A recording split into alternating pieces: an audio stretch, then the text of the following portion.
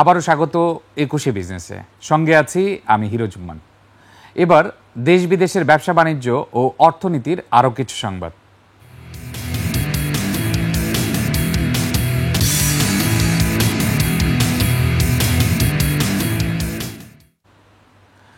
চলতি ২০২৪-২৫ অর্থবছরে জিডিপি প্রবৃদ্ধি ৩.৮% হবে বলে পূর্বাভাস দিয়েছে আইএমএফ।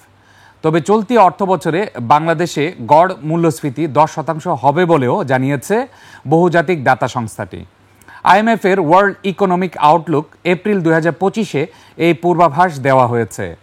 যুক্তরাষ্ট্রের ওয়াশিংটনে বিশ্বব্যাংক আইএমএফের বসন্তকালীন যৌথ সভায় দ্বিতীয় দিনে এ প্রতিবেদন প্রকাশ করা হলো। বিশ্বব্যাংক আইএমএফের বসন্তকালীন সভা ২১ এপ্রিল শুরু হয়ে ২৬ এপ্রিল পর্যন্ত চলবে। অর্থ উপদেষ্টা সালেউদ্দিন আহমেদের নেতৃত্বে বাংলাদেশের ১৫ সদস্য বিশিষ্ট প্রতিনিধি দল এই যৌথ সভায় অংশ নিচ্ছে। অর্থ উপদেষ্টা সালেউদ্দিন আহমেদ জানান, আইএমএফ ও বিশ্বব্যাংকের সঙ্গে বৈঠকে মার্কিন শুল্ক ও বাজেট সহায়তা বিষয়ে আলোচনা হয়েছে। আইএমএফের সঙ্গে কিছু বিষয়ে দ্বিমত থাকলেও এরই মধ্যে যে সংস্কার পরিকল্পনা নেওয়া হয়েছে তা দ্রুত বাস্তবায়ন করতে বলেছে তারা। আমরা এই দুদিনে তাদের সাথে আলাপ করলাম। একটু আগে তো আইএমএফ এর ডিএমডির সাথে আমরা আলাপ করলাম। এর আগে গতকাল আলাপ হয়েছে ওয়ার্ল্ড ব্যাংকের লোকদের সাথে। মোটামুটি আমরা দুই পক্ষে মোটামুটি কনভার্জেন্স যেটা বলে, আমরা কিছু কিছু এসে থাকতে পারে, কিন্তু মোটামুটি আমরা একমত হয়েছি যে বাংলাদেশ যে রিফর্মগুলো এখন আমরা করছি এগুলো আরো দ্রুত সামনে এগিয়ে নেওয়ার জন্য ওইটা তারা বলছে। প্রচেষ্টা আইএমএফ আমাদের পুরোপুরি সহায়তা করছে, ওয়ার্ল্ড ব্যাংক সহায়তা করছে, এডিবিও করছে, এবং only issue that we discuss often সেটা হচ্ছে কত তাড়াতাড়ি, এবং আমাদের টাইম মানে the clock that we have set for ourselves সেটা অনেক অ্যাম্বিশিয়াস এবং দে আর নট ইউজ টু ইট। কিন্তু আমরা চাচ্ছি এই ক্লকটাকেই আমরা এই সময়ের মধ্যেই আমরা বাস্তবায়ন করে। দেশের বাজারে নজিরবিহীন ঊর্ধ্বগতিতে রয়েছে স্বর্ণের দাম। মাত্র দুদিনের ব্যবধানে ভরি প্রতি দাম বেড়েছে প্রায় ১০,০০০ টাকা। নতুন করে ভরিতে দাম বেড়েছে ৫,৩৪২ টাকা। ২২ ক্যারেটের প্রতি ভরি স্বর্ণের দাম ৫,৩৪২ টাকা বাড়িয়ে ১,৭৭,৮৮৮ টাকা নির্ধারণ করেছে বাংলাদেশ জুয়েলার্স অ্যাসোসিয়েশন বাজুস, যা দেশের ইতিহাসে সর্বোচ্চ। এই দাম আজ থেকে কার্যকর হয়েছে।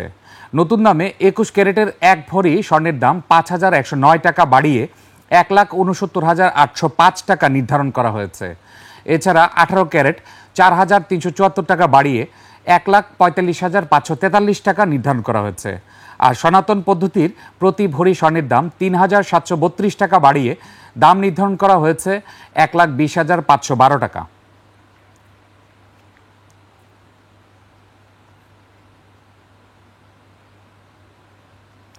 বিদেশ থেকে বৈধ পথে ফোন কল আনার কথা বলে রাজনৈতিক প্রভাব খাটিয়ে ইন্টারন্যাশনাল গেটওয়ে অপারেটর ফোরামের ৬৩৫ কোটি টাকা লোপাট করেছে সালমান এফ রহমানের বেক্সিমকো। বিগত সরকারের আমলে অনুমোদনপ্রাপ্ত আইওএফ এর মাধ্যমে দেয়া হয়েছিল রাজস্ব ফাঁকি। বিটিআরসি বলছে আইওএফ বাতিল করা গেলেও এখনও উদ্ধার করা সম্ভব হয়নি টাকা। আদিত্য মামুনের রিপোর্ট। বিদেশ থেকে বৈধ পথে ফোন কল আদান প্রদানের শৃঙ্খলা ও রাজস্ব বৃদ্ধির জন্য ২০১৫ সালে গঠিত হয় আন্তর্জাতিক গেটওয়ে অপারেটর ফোরাম। ৭টি দেশীয় অপারেটর আন্তর্জাতিক কল টার্মিনেট করার সুযোগ পায়। এসবের মাধ্যমে প্রতিদিন ১১০ মিলিয়ন বা ১১ কোটি মিনিট আন্তর্জাতিক কল আনা হতো। বিটিআরসির অভিযোগ, কল বন্টনে অনিয়ম ও প্রকৃত দর গোপন করে রাজস্ব থেকে বঞ্চিত করা হয়েছে সরকারকে। ইনকামিং কল রেটের রেভিনিউ শেয়ারিংয়ের রেট ছিল হচ্ছে 0.4 সেন্ট, কিন্তু মার্কেটে ওনারা আনতেন হচ্ছে 1 সেন্ট, 0.95 সেন্ট, এরকম ইয়েতে আনতেন। তাহলে ওই এক্সট্রা টাকাটা, ওই টাকাটার জাস্টিফিকেশন এই জায়গাটা একটা গ্রে এরিয়া রয়ে গেছে। এটা অধিকতর তদন্তের জন্য আমরা দুদককে অনুরোধ করেছি।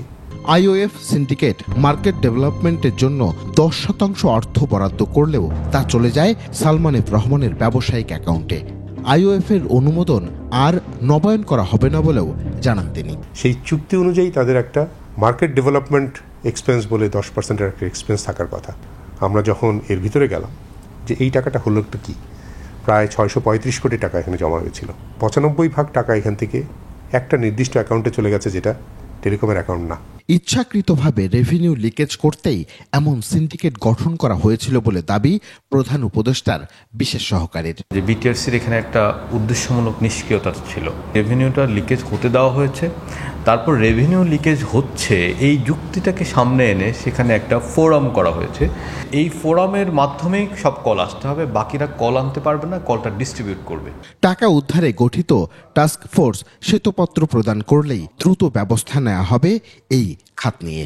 তাদের পরামর্শ এবং প্রস্তাবনার আলোকে আমরা এটার বিরুদ্ধে আইনি ব্যবস্থা নেব। বিটিআরসি বলছে ইন্টারন্যাশনাল গেটওয়ে অপারেটর ফোরামের অনুমোদন বাতিলের পর আন্তর্জাতিক কল কমেছে প্রতিদিন 90 million minute. Aditya Mamun, 21 television, Dhaka. কাল থেকে শুরু হচ্ছে সরকারিভাবে বোরো ধান চাল সংগ্রহ। তবে এবছর বাড়ানো হয়েছে দাম। ভোক্তারা বলছেন এতে কৃষক ও মিল মালিকরা লাভবান হলেও প্রভাব পড়বে খোলা বাজারে। এদিকে কৃষকদের স্বার্থ রক্ষায় দাম বাড়ানোর বিষয়টি ইতিবাচক হিসেবে দেখছেন বাজার অর্থনীতিবিদরা। কুষ্টিয়া প্রতিনিধি জহুরুল ইসলামের তথ্যচিত্রে বিস্তারিত ডেস্ক রিপোর্ট। দেশের সবচেয়ে বড় ধান চালের আড়ত কুষ্টিয়ার খাজানগর। সরকারিভাবে ধান চাল সংগ্রহের একটি বড় অংশ আসে এখান থেকে। এবছর 40,000 মেট্রিক টন সিদ্ধ চাল সংগ্রহ করতে চায় সরকার। এবার মোটা চালের কেজি 2 টাকা বাড়িয়ে 49 টাকা ও ধানের কেজি 3 টাকা বাড়িয়ে 36 টাকা নির্ধারণ করেছে সরকার। দাম বাড়ানো নিয়ে মিশ্র প্রতিক্রিয়া মিল মালিকদের। ধানের থেকে চালের দামটা তুলনামূলক কমে হয়ে গেছে। লাভ যদি না হয় মনে হয় মোটামুটি মিলাদ দিতে পারবে। তবে ধানের দাম বাড়ানোয় খুশি কৃষকরা। এখন ব্যবসায়িক সব ধান নিয়ে নেয়, সেখন দাম বাড়াই দেয়। আর ভোক্তা ও সচেতন নাগরিকরা বলছেন এর ফলে খোলা বাজারে বাড়বে চালের দাম।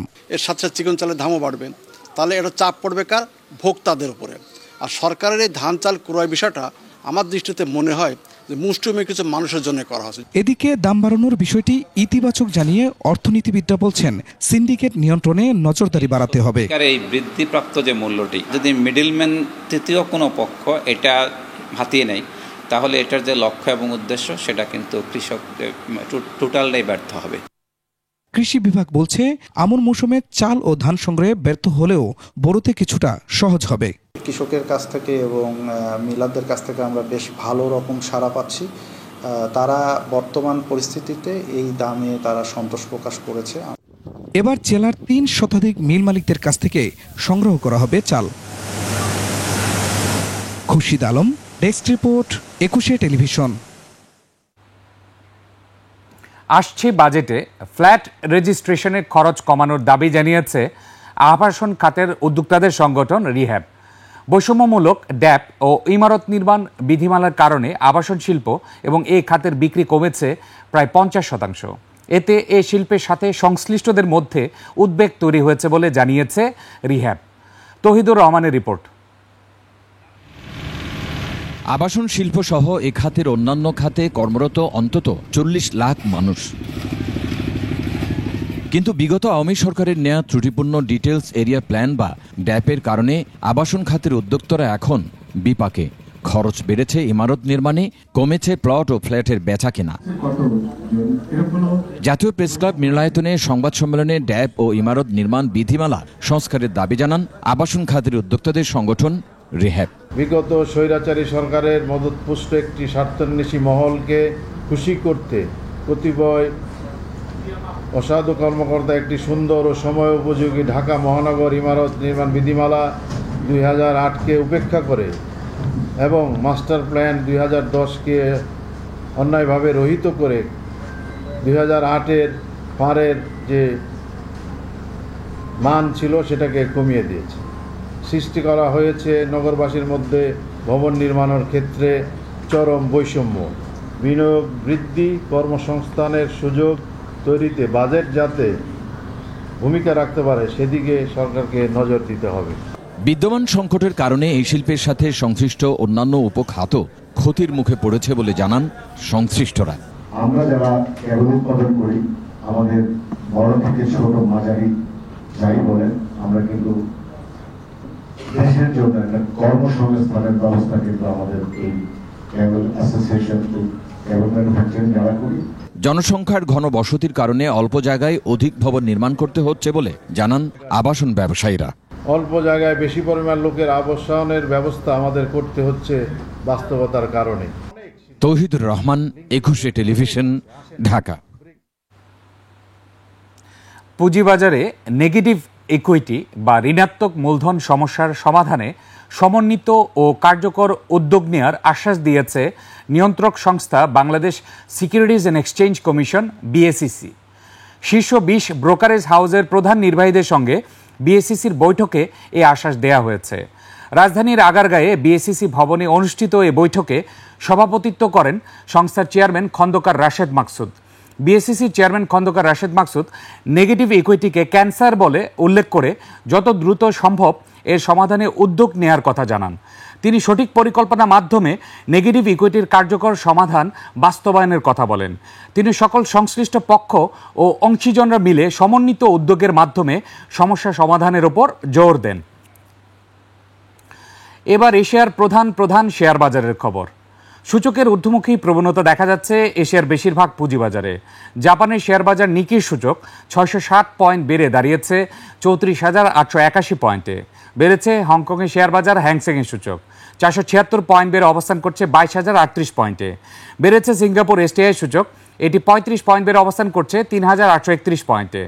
চীনের শেয়ার বাজার সাংহাই কম্পোজিট ইন্ডেক্স অবস্থান করছে 3,305 পয়েন্টে, যা আগের দিনের চেয়ে 5 পয়েন্ট বেশি। বোম্বাই সেন্সেক্স 30 ইন্ডেক্সকেও দেখা যাচ্ছে ঊর্ধ্বমুখী প্রবণতায়। সেন্সেক্সের সূচক 178 পয়েন্ট বেড়ে অবস্থান করছে 79,774 পয়েন্টে। বেড়েছে থাইল্যান্ডের থাই স্টক এক্সচেঞ্জের সূচক, এটি 12 পয়েন্ট বেড়ে অবস্থান করছে 1,156 পয়েন্টে।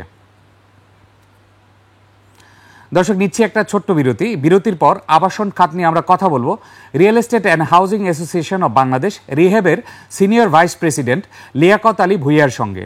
ততক্ষণ আমাদের সঙ্গেই থাকুন।